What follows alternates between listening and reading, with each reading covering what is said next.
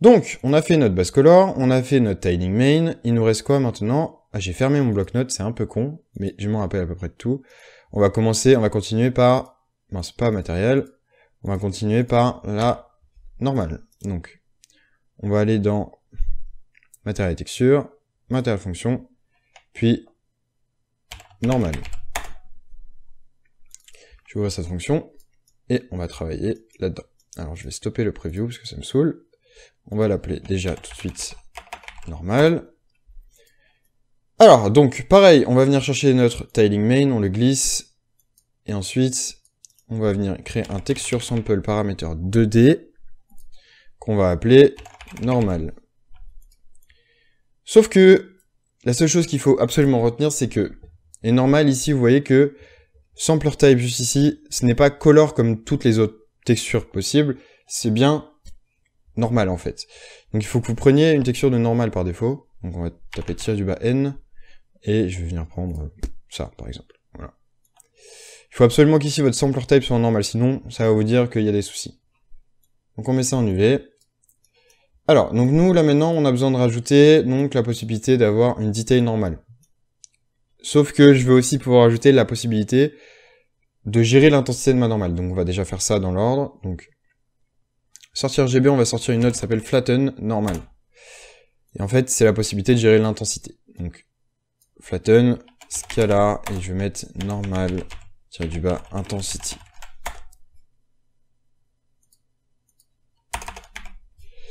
Voilà, default value 0. Ensuite, rajouter la possibilité d'avoir une detail normale. Donc pour faire ceci, on va utiliser une note qui s'appelle blend. Je vais taper normal directement parce qu'elle est un peu compliquée. C'est blend angle corrected normal, juste ici. On va venir ici. Et là, je vais venir donc rajouter un texture sample paramètre 2D. Je vais appeler detail normal. Encore une fois, je vais venir chercher une normale. Donc, tirer du bas n. Hein. Sauf que je vais pouvoir contrôler aussi l'intensité de cette detail normale. Donc, je vais reprendre cette node ici. Je la mets en résulte, normal ici. Flatness, je vais recopier mon scalar, je vais le mettre ici. Et je vais le renommer detail normal intensity. Ensuite, je vais rajouter une fonction de tiling pour notre detail normal. Donc, je vais pas reprendre celle-ci, sinon elle va se tiler de la même manière que notre normale, sauf que nous, on va pouvoir la contrôler indépendamment. Donc, on va venir chercher un multiply. En A, un text coordinate. Et en B, un scalar qu'on va appeler detail normal tiling. Et la default value ici, à 1. Et maintenant, le résultat, je peux le mettre ici. Comme ceci. Ensuite, on peut faire apply. Et maintenant, je vais vous montrer déjà quelque chose. Si je rajoute ma normale juste là, que je prends ceci comme ça, et je viens mettre normal ici et base color ici. Je fais apply. Si je crée donc une instance de ce master matériel, qu'est-ce qui se passe? Qu'est-ce qui se passe? Il se passe que je peux donc rajouter ma base color ici, ma detail normale juste là en la glissant, juste en activant, hop, je glisse ma texture là. J'ai mes paramètres ici et là. Le seul truc, c'est que vous voyez que les paramètres de base color et les paramètres de normal sont au même endroit. C'est-à-dire qu'ici, base color, detail normal, c'est dans le même groupe. Ici, et là, detail normal, etc., etc., tiling, main, enfin, tout ça, c'est dans le même groupe. Moi, j'aimerais avoir des groupes qui me permettent de choisir, en fait, simplement, ici, par exemple, j'aurai les paramètres de base color, ici, les paramètres de normal, ici, les paramètres de roughness, etc., etc. Pour faire ça, on va venir dans nos fonctions, et on fera ça à partir de maintenant à la fin de toutes les fonctions, et créer des groupes. Alors, comment on crée des groupes? On vient juste sélectionner tous les paramètres possibles, donc, ça, ceci, ça, si, et on est bon. Déjà, là, je vois qu'il me propose pas, parce que j'ai sûrement, à partir de quand est-ce qu'il m'a dit que c'était mort? Là, c'est le text object qui a un problème. Donc je le ferai à part. Hop, hop. Et là, on voit qu'on a groupe, juste ici. Ah, il me faut ça aussi. Ah bah là, je peux pas. D'accord. Donc les textures, c'est à part. La groupe, juste ici, je peux écrire, et je vais écrire 0,1 tiré du bas base color parameters sort priority 0. Voilà. Et là, normalement, tout est à 0. Au moins, ça choisira l'ordre, je m'en fous. À la limite, on peut organiser les choses comme on veut. C'est-à-dire que si je mets color-tint, je le veux en premier paramètre, je le mais à 0. Si je veux color-tint intensity à 1, on va le faire, hein, en vrai. Donc, detail diffuse, donc color-tint, je veux que ce soit à 2. Hop. Ensuite, detail diffuse, donc à 3. Lui, il faut que je le mette dans le bon groupe, donc je le glisse ici, groupe, juste à cliquer sur la petite flèche et faire ici. Donc lui, je veux qu'il soit à 4. Lui, je veux qu'il soit à 5. Et lui, c'est la texture. Je vais créer un autre groupe qui va s'appeler texture.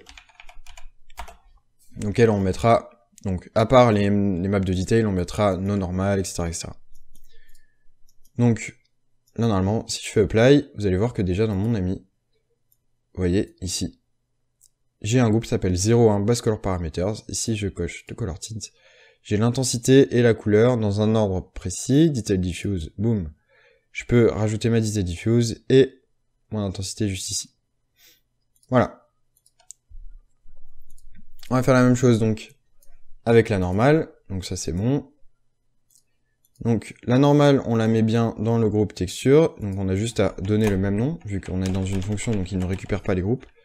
Mais si je mets le même nom, il va venir comprendre que c'est le même groupe. Donc la normale en texture. Et ensuite, on va venir tout simplement, donc ici, je prends mes paramètres. Groupe 02 tiré du bas normal parameters. Je veux que la normale intensité soit première, donc à 0. Ensuite ça, je le mets bien aussi dans normal parameters. Juste là. Et donc, alors, je veux que... Ah déjà, je me rends compte que j'ai pas mis de switch pour choisir si je veux une detail normale ou non. Donc on va juste en rajouter un. Donc static switch parameter. On va l'appeler detail normal pour interrogation. De base, j'en veux pas, donc on tire ici, en trou, juste là. Je vais venir faire de l'espace parce que j'aime pas que les nœuds se retrouvent dans cette situation. Et en sortie, juste ici. Donc, detail normal, on le met bien dans le groupe normal parameter. Donc je veux que, j'avais dit ça en 0. Je veux que lui soit en 1. Avec ça, du coup, en 2. Et ça, on s'en fout de l'ordre en réalité. Je vais mettre ça en 3. Et ça en 4. Qu'est-ce qui se passe si je fais ça maintenant? Apply, je viens voir. J'ai bien mon groupe texture avec base color et normal. Mon groupe normal parameters avec l'intensité de ma normale. La possibilité de rajouter une detail normale. Et les paramètres de detail normale qui s'affichent. Voilà. Tiling main ici, on voit qu'il est dans un groupe qui s'appelle global scalar parameter value, ça me va très bien. En fait, global scalar parameter value, c'est donc les paramètres qui sont globaux, donc qui s'appliquent partout, donc je vais pas changer ça, je vais le laisser là. Ok, donc là on est bon, on a fait tout ça, on peut faire fermer, fermer. Ça je peux enlever, maintenant vous avez compris. Hop là. Donc maintenant, on a fait la base color. On a fait la normale, il nous reste donc la métallique, la spécular, la roughness, l'opacité masque, l'émissive. On va continuer donc par tout ce qui n'est pas touché par la ORM. Donc métallique, roughness, ça dégage. Et en occlusion, ça dégage. Normal, on a fait. Donc il nous reste l'opacité masque, l'émissive et la spécular à faire avant de commencer avec l'ORM. Donc, on va faire de l'opacité masque. Donc, en retournant aux fonctions, on va créer une nouvelle fonction qui s'appelle donc matériel texture, matériel fonction. Opacity mask. On ouvre. On va tout de suite l'appeler opacity mask. Hop, je stoppe le preview. Et on est bon. Alors donc, on va venir tout de suite chercher notre fonction de tiling. On la prend, comme d'habitude. On sort ça dans un texture sample paramètre 2D. On va appeler opacity mask. Et on est bon. Alors, l'opacity mask, c'est assez simple. Il nous faut déjà rajouter la possibilité d'avoir donc soit l'opacity, soit on veut de l'opacité mask, soit on ne veut pas. Donc static switch parameter, opacity mask, point d'interrogation. On met ça ici. Donc imaginons qu'on en veut un, on mettra tous les paramètres qu'il y aura ici. Si on n'en veut pas, on sort une constante, tout simplement, constante ici, avec l'opacité qui est donc pleine à 1. Si on en veut une, on va venir donc faire tous les paramètres ici. Donc c'est assez simple en réalité. C'est un multiply avec en B un scalar parameter qui va s'appeler opacity intensity et de base à 1. Et donc évidemment là ce sera avec un slider minimum à 1 et à 0 et un slider maximum à 1. C'est-à-dire que je ne pourrais pas sortir de ces valeurs-là. Donc ça veut dire que, en fait, vu que c'est tout simplement un pourcentage, donc je veux combien de pourcents de l'intensité? 0, il ne se passe rien. Ça va être très simple, de toute façon on va preview ça. Si je fais start, ici start, previewing node, vous voyez que l'opacité est à 1 ici. Si je baisse... Ah bah oui, mais je l'ai mis en false, donc c'est un peu con. Voilà. Si j'augmente, c'est de plus en plus intense. Si je baisse, c'est à 0, c'est tout noir. Parce que ici, j'ai pas de masque. Voilà. Mais bon, ça marche bien. Donc on est bon. Stop previewing node. Et là, c'est tout, hein. C'est beaucoup plus simple que le reste. On va juste créer donc nos groupes, comme d'habitude. Organiser ça. Donc, celui-ci, on le met dans le groupe textures. Et ça, on les met dans un groupe qui va s'appeler 0... J'aimerais avoir la roughness. Je vais faire un petit bloc-notes avant pour organiser ça. Donc 1 base color, 2 normal, j'aimerais bien avoir 3 roughness, 4... J'ai quoi comme paramètre en 4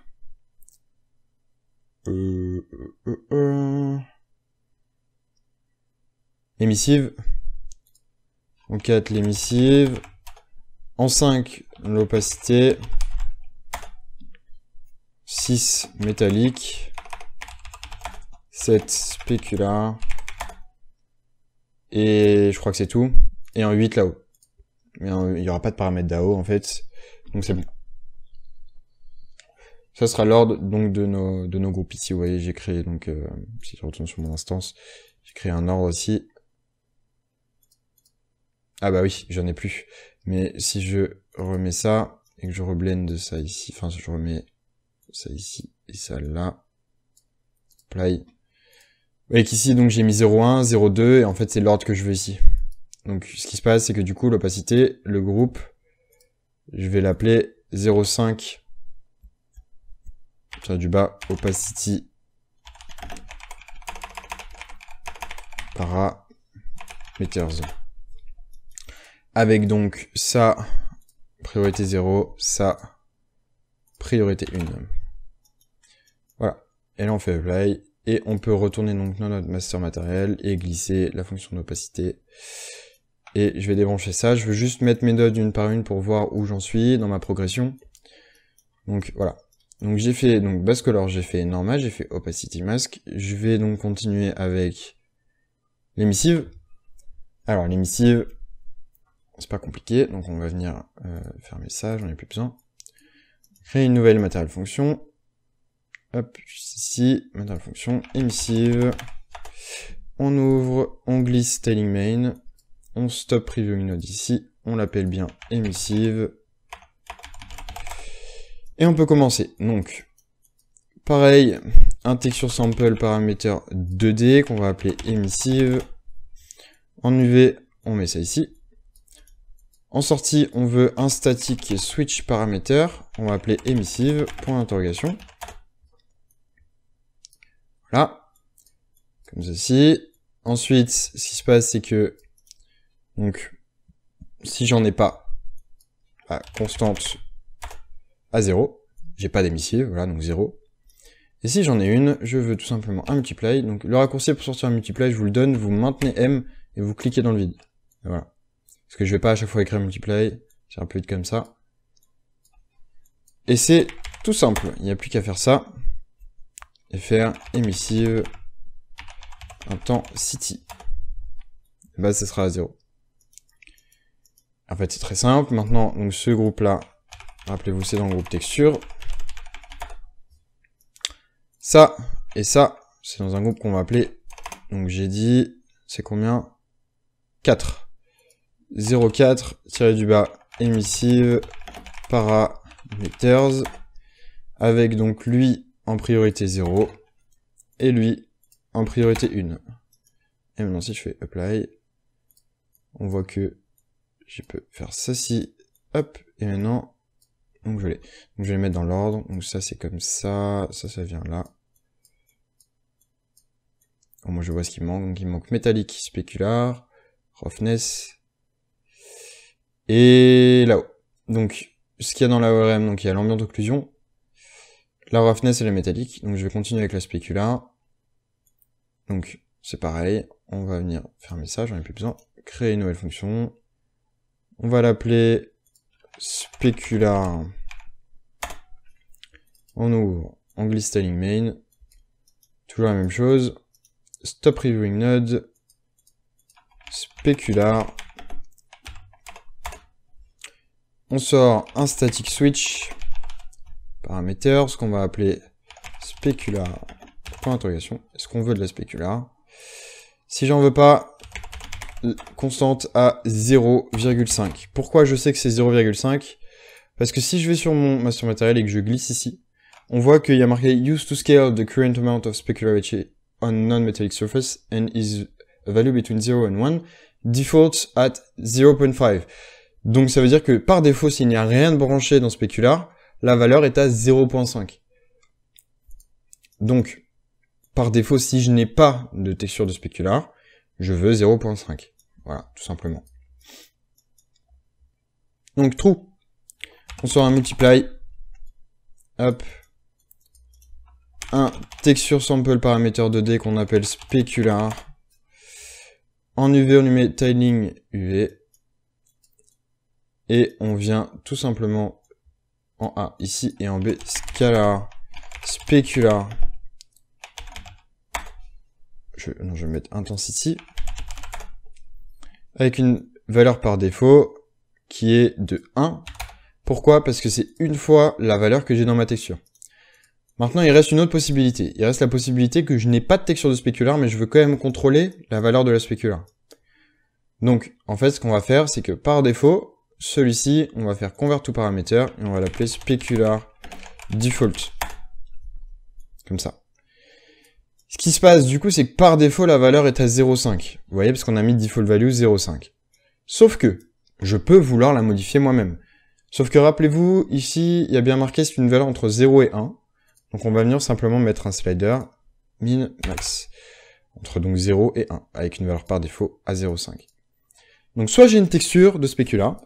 Qu'est-ce qui se passe, du coup? Je répète plutôt.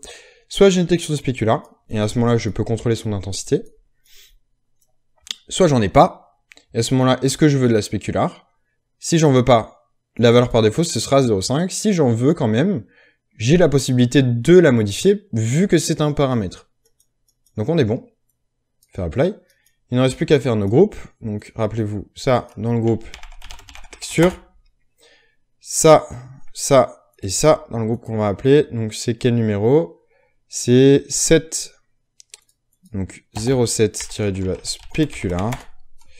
Je fais juste un truc. Hop, on est bon. Donc 7 spécular avec ça, priorité 0. Le switch en premier. Non. Spécular default en premier. Le switch spécular texture à 1. Donc en fait, je vais pas l'appeler spécular par interrogation parce que ça veut dire est-ce que je veux de la spécular ou pas.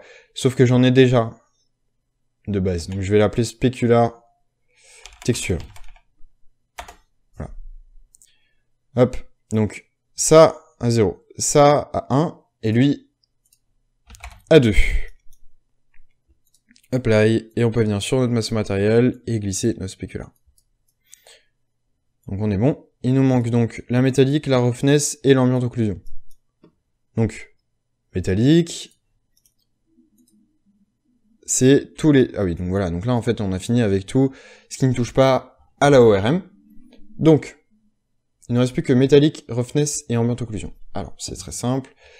On va venir donc créer des fonctions qui s'adaptent à un masque AORM. Donc, on va venir donc créer une nouvelle matérielle fonction qu'on va appeler roughness. On va commencer par la roughness. Je l'ouvre, je peux fermer la spécular, je peux fermer le MI. Hop, subpreview node, et on va l'appeler déjà roughness. Donc, là on va ajouter la possibilité d'utiliser un masque paquet, donc une map paquet plutôt, pardon, avec donc la roughness, l'ambient occlusion et la métallique sur la même texture. Donc en fait, on va utiliser ce qu'on appelle une input. C'est pour créer une entrée. Rappelez-vous, si j'utilise le detail texturing, on voit que j'ai pas que des sorties. Nous, on a créé des fonctions avec que des sorties. Mais je peux aussi créer des entrées. Et en fait, ça se fait via cette node-là. Ici, vous voyez que on a input type. En fonction de ce que vous allez rentrer en entrée, en fait, vous devez changer le type de fonction. Donc nous, on est sur une texture, donc on va venir utiliser fonction input vector 3. Alors, donc ça, c'est notre entrée AORM. On va lui donner un nom, on va l'appeler AORM in. Donc déjà, il va falloir à ceci rajouter un multiply, donc tac, en A. Et en B, on va l'appeler scalar roughness intensity. Et de base, 1. Donc une fois la valeur de notre texture. Ensuite, on peut donc monter pour avoir plusieurs fois la valeur de notre texture, ou baisser pour avoir moins de fois la valeur de notre texture. Ensuite, donc, on va rajouter la possibilité d'avoir une map unique. Donc, on va sortir un static switch,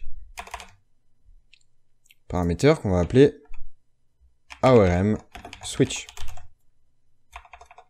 Non, AORM pour interrogation. De base, ce sera en true. Parce que Substance Painter, si vous vous mettez avec un template Unreal, ça vous sort une AORM. Ou sur Designer, je suppose que vous avez l'habitude de sortir une AORM. Donc, on va mettre ça en true. En false, ce qui va se passer, c'est qu'on va sortir un multiply. En B, pardon, on met notre roughness intensity, ce sera le même slider pour l'AORM ou une texture. Et en A, on va sortir donc un texture sample paramètre 2D, qu'on va appeler tout simplement donc roughness, comme ça, qui ne s'affichera, rappelez-vous, que si on n'est pas en AORM. Donc, ça changerait en fait qu'on va sortir notre fonction de tailing ici, et on la met juste là, UV. Ensuite, donc, ce qui se passe maintenant, c'est qu'on a donc soit notre AORM, qu'on mettra directement ici, qui rentre en entrée, on peut choisir son intensité, soit on a une texture, donc avec la fonction de tiling, on peut choisir son intensité aussi, et ça rentre dans un switch, donc c'est bon.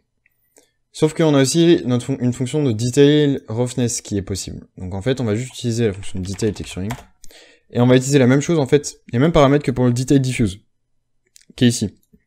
Ok, c'est pas pour une base color, mais c'est le même type de fonction. Donc on va rentrer ça ici. En detail diffuse, on va venir sortir un texture object, donc texture object paramètre qu'on va appeler roughness, non, detail roughness. D'ailleurs, ça me fait penser à quelque chose, je vais aller vérifier direct. Je sais plus si on avait mis, je vais faire ça. Je sais plus si on avait bien mis le detail diffuse en... Oui, on l'a bien mis dans un groupe, je voulais juste vérifier ça. Hop, on est bon. Donc detail roughness juste ici. Scale scalar paramètre qu'on va sortir un detail roughness intensity de base est à 0. Et non, c'est pas intensity, pardon, c'est tiling. Et diffuse intensity, un autre scalar qu'on va appeler detail roughness intensity. Voilà. Ensuite, donc on va rajouter la possibilité d'avoir un switch, donc je copie ça et ça, et on va mettre detail roughness, point d'interrogation. Est-ce que j'ai une detail roughness ou pas? Valeur par défaut fausse, donc je décoche ça. Et on vient bien mettre, du coup, notre sortie ici. Donc, si j'en ai une, en trou. Si j'en ai pas, ici. Et on va mettre ça en sortie. Maintenant, on va venir faire notre groupe. Donc, ce qui se passe, c'est que ça va être dans le groupe texture. Et ensuite, on a donc... Ça va être un switch global. Donc, je n'y touche pas. Donc, on a donc ça, et ça, qui sont donc nos paramètres de roughness. Je vérifie s'il y a un d'autre. Il y a celui-là aussi, mais il me semble que... Voilà, vous voyez, ça dégage, donc il faut que je le mette à part. Donc, la roughness, c'était quel numéro? C'était le 3. Donc, 0,3, tiré du bas, roughness, parameters. Comme ceci. Donc, ensuite, je veux que celui-ci soit en priorité 0. Parce qu'il contrôle notre roughness de base. Ensuite, c'est nos paramètres de detail roughness. Donc lui, en 1. Lui, on va le mettre dans le bon groupe. Alors, donc la detail roughness, la texture, en 2.